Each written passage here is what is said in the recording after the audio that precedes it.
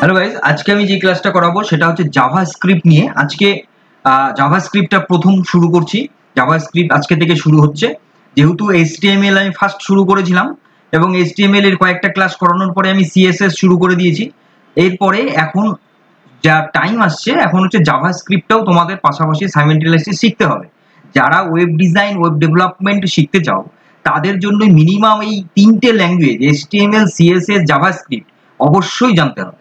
তো এইবার আজকে আমি তাহলে জাভাস্ক্রিপ্টটা আমি শুরু করছি। আজকে মেইনলি হচ্ছে জাভাস্ক্রিপ্টের ইন্ট্রোডাকশন পার্ট হচ্ছে, যে ইন্ট্রোডাকশন পার্টটাতে আমি বলবো জাভাস্ক্রিপ্টটা কি, জাভাস্ক্রিপ্টে কোথায় কোথায় কাজে লাগছে, জাভাস্ক্রিপ্ট আমি কেন ইউজ করব, এবং জাভাস্ক্রিপ্টের যা সিনট্যাক্স এবং তার স্ট্রাকচার সম্বন্ধে আমি আজকে জাস্ট বলবো। এর পরবর্তী নেক্সট ভিডিওগুলোতে আমরা আস্তে আস্তে প্র্যাকটিক্যালি আমরা যাব। তাহলে চলো আমরা দেখে নেই যে জাভাস্ক্রিপ্টটা কি। প্রথমত এইটা কোশ্চেন আমাদের মনে জাগতে পারে যে জাভাস্ক্রিপ্টটা তাহলে কি করবে। আমাদের এইচটিএমএল দিয়ে তো ফ্রেমটা বানানো হচ্ছে, সিএসএস দিয়ে সেই লেআউটের ডিজাইন করা হচ্ছে, কিন্তু জাভাস্ক্রিপ্টের তাহলে কি ইম্পর্টেন্স আছে? জাভাস্ক্রিপ্টের ইম্পর্টেন্স হচ্ছে সেইখানে যেখানে হচ্ছে কি, যখন তোমরা এইচটিএমএল এবং সিএসএস দিয়ে লেআউট ডিজাইন তোমাদের কাজ শেষ হয়ে যাবে, তখন সেই ডিজাইনটা কিরকম ভাবে পারফর্ম করবে, সেই ইন্টারফেসটা কেমন হবে, ইউজারের সাথে ইন্টারাকশনটা কেমন ভাবে হবে, কোন বাটনে ক্লিক করলে কি আসবে এবং কিভাবে হবে, সেই কনসেপ্টটা, সেই ফাংশনিংটা, সেটা আমাদের জাভাস্ক্রিপ্ট দিয়ে করতে হবে। ঠিক আছে? তাহলে এইবার জাভাস্ক্রিপ্ট তাহলে কি? জাভাস্ক্রিপ্ট হচ্ছে একটা high level interpreted programming language. তোমরা স্ক্রিনে দেখতে পাচ্ছ, আমি নোটস সঙ্গে দিয়ে দিচ্ছি।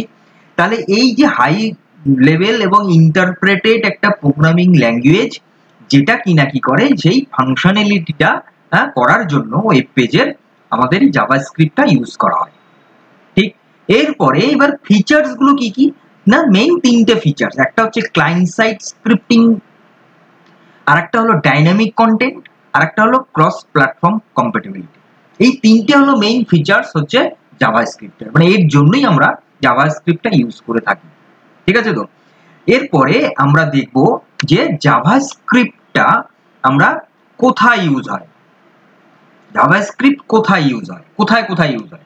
দেখো, জাভাস্ক্রিপ্ট ইউজ হয় ওয়েব ডিজাইন এবং ডেভেলপমেন্ট যে শুধু করতেই যে আমাদের জাভাস্ক্রিপ্ট লাগবে তা নয়, কিন্তু এটা মোবাইল অ্যাপ ডিজাইন করতে লাগে, এটা গেম ডেভেলপ করতে লাগে, এবং এটা হলো আইওটিতে বিভিন্ন ধরনের যে থিংস গুলো রয়েছে, যে বিভিন্ন ধরনের রিসোর্স গুলো রয়েছে, সেইগুলোকে কন্ট্রোল করতেও কিন্তু জাভাস্ক্রিপ্ট লাগে। ঠিক আছে? তাহলে এরপরে আমরা তাহলে কি দেখবো না, জাভাস্ক্রিপ্টের তাহলে মেইন সিনট্যাক্সটা কি, মানে স্ট্রাকচারটা কি। দেখো, প্রথমত আমি বলে নিই একটা কথা, যে একটা ইউনিভার্সাল একটা কথা আছে। কি কথা? কি যে যে কোনো প্রোগ্রামিং ল্যাঙ্গুয়েজে তোমরা আমার যারা যারা আমার চ্যানেলটা সাবস্ক্রাইব করেছো, যারা আমার সাবস্ক্রাইবার আছো, তারা দেখছো হয়তো যে আমার চ্যানেলটা শুধুমাত্র কম্পিউটার এডুকেশনাল পারপাসেই কিন্তু চলছে। ঠিক আছে? তো কারণ আমি নিজে টিচিং লাইনে আছি, আমি টিচিং করাই, আমি টিচার, আমি কম্পিউটারই পড়াই, কম্পিউটার সাবজেক্ট পড়াই, স্কুল কলেজের সাবজেক্ট পড়াই, এবং কম্পিউটারে কোর্সও করাই আমি বিভিন্ন টপিকসের উপরে। তাহলে আমার এই চ্যানেলটাতে কম্পিউটারের সমস্ত ধরনের কন্টেন্ট, সমস্ত ধরনের টপিকস তোমরা এখানে জানতে পারবে, শিখতে পারবে, এবং সেটা অতি সহজ উপায়ে, বাংলা ভাষায় এবং সহজ উপায়ে। এবং কম্পিউটার হচ্ছে একটা ইংলিশ, যদিও আমি ইংলিশ আর বাংলা দুটোকে সাইমেলটেনিয়াসলি করেই তোমাদেরকে বোঝাই, যাতে কারোরই কোনো প্রবলেম না হয়। তাহলে এই যে যতগুলো প্রোগ্রামিং ল্যাঙ্গুয়েজ আমার চ্যানেলে এখন পর্যন্ত চলছে, তোমরা যারা দেখছো, C, C plus plus, Java, Python, HTML, CSS, JavaScript আজ থেকে শুরু হলো, এই সমস্ত প্রোগ্রামিং ল্যাঙ্গুয়েজেরই, যে কোনো প্রোগ্রামিং ল্যাঙ্গুয়েজই বলো, তার একটা কি থাকে, তার কমেন্ট থাকে। অলরেডি কমেন্ট আমি বলেছি, যেটা কম্পাইলার বা ইন্টারপ্রিটেশনের সময় ওটা এক্সিকিউট হয় না, উইদাউট এক্সিকিউশন ওটা হয়, মানে জাস্ট হচ্ছে, মানে কোন কোডটা তুমি কি পারপাস ইউজ করছো তার জন্য আমরা কমেন্টটা ইউজ করে থাকি। একটা কোড লিখলাম, তার পাশে আমি কমেন্ট দিয়ে নিলাম যে ওই কোডটা কি ফাংশন, সেটা আমরা ওখানে লিখে দিই। এরপরে কি ভ্যারিয়েবলস আছে। এইবার ভ্যারিয়েবলস তো আমাদের লাগবেই যে কোনো প্রোগ্রামিং ল্যাঙ্গুয়েজ। এবং কোনো কোনো প্রোগ্রামিং ল্যাঙ্গুয়েজে ভ্যারিয়েবল ডিফাইন করার তার নিয়মবিধি আলাদা রয়েছে। সে তো হতেই পারে, আমরা আজকে ওয়েস্ট বেঙ্গলে থাকি, এখানকার রুলস অ্যান্ড গাইডলাইন্স, আমরা যদি বাইরে কোথাও একটা দেশে যাই সেখানকার রুলস এবং গাইডলাইন তো আলাদা হতেই হবে। তাহলে এই হচ্ছে ভ্যারিয়েবলস একটা ব্যাপার আছে। ডেটা টাইপস আছে। এবার ডেটা টাইপসও আমাদের যে কোনো প্রোগ্রামিং ল্যাঙ্গুয়েজে ডেটা টাইপস কিন্তু এসেনশিয়াল। কারণ ডেটা টাইপটা না থাকলে কিন্তু আমরা এক্সিকিউটই করতে পারবো না, আমরা কোনো কোডিংই করতে পারবো না। আরেকটা কি, আরেকটা অপারেটরস। এবার অপারেটরস আমাদের এক্সপ্রেশন কোনো এক্সিকিউট করার জন্য তো আমাদের অপারেটর লাগবে। তাহলে দেখা যাচ্ছে যে ওভারঅল একটা কি, যে আমাদের এই কমেন্ট বলো, ভ্যারিয়েবল বলো, ডেটা টাইপ বলো এবং অপারেটরস বলো, এটা কিন্তু সমস্ত প্রোগ্রামিং ল্যাঙ্গুয়েজেরই জন্য থাকছে। কিন্তু কোনো কোনো প্রোগ্রামিং ল্যাঙ্গুয়েজে কিভাবে আমি এটা ইউজ করবো, তার কি স্পেশালিটি আছে, তার সেখানে কি রকম সিনট্যাক্স আছে, সেটা কি স্ট্রাকচার আছে, সেটা আমাদের জানতে হবে। তাহলে এই জাভাস্ক্রিপ্টও তাহলে আমাদের কমেন্ট, আমাদের variable, data type, operator use করারও তার কিছু রেস্ট্রিকশন আছে, অবশ্যই আছে, দেখে নিই। তাহলে দেখো, প্রথমত হচ্ছে কমেন্ট। কমেন্ট যখন আমরা ইউজ করব তখন আমরা কি, এখানে সিঙ্গেল একটা কমেন্ট হয়, একটা ডবল লাইন কমেন্ট হয়, তোমরা জানো সেটা। এবার সিঙ্গেল লাইন কমেন্টে কি হয়, দুটো স্ল্যাশ দিতে হয়, যেটা তোমরা স্ক্রিনে দেখতে পাচ্ছ। আর একটা মাল্টি লাইন মানে হচ্ছে একটা সিঙ্গেল হবে, স্টার, যেটা তোমরা স্ক্রিনে দেখতেই পাচ্ছ। এবার এক্সাম্পল কি আছে না, এক্সাম্পল আমি যেটা দিয়েছি তোমরা যেটা দেখতেই পাচ্ছ। তাহলে এই দেখো, তাহলে কি হচ্ছে যে কমেন্টস আমার ডবল লাইনের ক্ষেত্রে একরকম, সিঙ্গেল লাইনের ক্ষেত্রে একরকম। আমার কমেন্টস কিন্তু এটা যে কোনো প্রোগ্রামিং ল্যাঙ্গুয়েজের জন্যই থাকছে, এবং এটা কোডটাকে আরো বেশি রিডেবিলিটি করে এবং রিইউজেবিলিটি করে, এবং সবার জন্য সেটা মানে বুঝতে সুবিধা হয় যে কোনো ইউজারের কাছে। তাহলে এটা হলো কমেন্ট। এবার নেক্সট হচ্ছে ভ্যারিয়েবলস। তাহলে ভ্যারিয়েবলস তো প্রত্যেকটা প্রোগ্রামিং ল্যাঙ্গুয়েজে ভ্যারিয়েবলস থাকে। আমাকে ডেটা নিতে হবে, সেই ডেটাটাকে আমাকে একটা জায়গায় অ্যাসাইন করতে হবে। অ্যাসাইন না হলে, স্টোর না করলে তো আমি সেটাকে নিয়ে কাজ করতে পারবো না। তাহলে এবার সেইখানে ভ্যারিয়েবল থাকছে।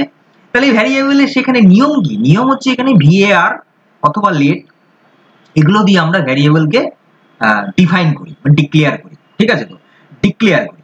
তাহলে এইখানে তাহলে ডিক্লারেশনের তাহলে একটা নিয়ম আছে, যে আমরা VAR অথবা লেট অথবা আমরা CONST কনস্ট্যান্ট, যদি কোনো কনস্ট্যান্ট টাইপের, যেমন পায়ের ভ্যালু কনস্ট্যান্ট 3.14, এটা কনস্ট্যান্ট। তাহলে এই ধরনের ক্ষেত্রে আমরা এই ধরনের জায়গাতে আমরা কি করব, এই যেটা মানে ভ্যারিয়েবলের টাইপটাকে আমরা নিতে হবে। ঠিক, এরপরে আমরা দেখছি যে ডেটা টাইপ। তাহলে ডেটা টাইপও আমাদের বিভিন্ন, যেমন সমস্ত প্রোগ্রামিং ল্যাঙ্গুয়েজের ক্ষেত্রে নাম্বার, স্ট্রিং, বুলিয়ান থাকছে। এইখানে পাইথনের ক্ষেত্রে যেমন অ্যারেটা থাকে, এখানে অ্যারে আছে, অবজেক্ট আছে। এটা কিন্তু এই জায়গাটাতে একটু আছে, যে ডেটা টাইপ কি কি নাম্বারস লাগে, যে কোনো নাম্বার, ইন্টিজার বলো, ফ্লোট বলো, ডাবল বলো, যেগুলো সবই নাম্বারের মধ্যে যাচ্ছে। স্ট্রিং এর মধ্যে যাচ্ছে ক্যারেক্টার, স্ট্রিং সবগুলো যাচ্ছে। বুলিয়ানের মধ্যে কোনটা যাচ্ছে, ট্রু ফলস, যেটা আমরা জানি।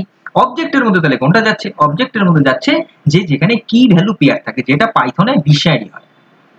বুঝতে পারলাম। এইবারে হচ্ছে অ্যারে। অ্যারে তাহলে কোনটা, অ্যারে হচ্ছে আমাদের পাইথনে আছে যেটা সেট, অনেকটা ওয়ান টাইপ ওরকম টাইপের অ্যারে। অ্যারে আমাদের জাভাতেও আছে। তাহলে এই অ্যারে হচ্ছে কি, collection of values, collection of multiple values. এবং সেই ভ্যালুটা কি হবে, অ্যারে কিন্তু ইমেটিবল, মানে অ্যারে কি আমরা এডিট করতে পারবো না। একবার যদি ডিফাইন করে দেয়, সেই অ্যারেটা আমরা এডিট করতে পারবো না, ইমেটিবল বলে এটাকে। তাহলে এক্সাম্পল তোমরা এখানে দেখতে পাচ্ছ, আমি যেটা স্ক্রিনে এক্সাম্পল আমি দিয়েছি সেটা তোমরা দেখতেই পাচ্ছ। এরপরে দেখো, এরপরে অপারেটরস। অপারেটরস এর মধ্যে কি কি আছে, অপারেটরস এর মধ্যে আমার মেইনলি তিনটে অপারেটরস লাগে, একটা অ্যারিথমেটিক অপারেটর লাগে, একটা কম্পারিজন অপারেটর লাগে, একটা লজিক্যাল অপারেটর লাগে। তাহলে এইবার অ্যারিথমেটিক অপারেটরের ক্ষেত্রে আমরা সবাই জানি plus minus, multiplication, division, module, float থাকে। কম্পারিজন অপারেটরের মধ্যে ইকুয়াল থাকছে, নট ইকুয়াল থাকছে।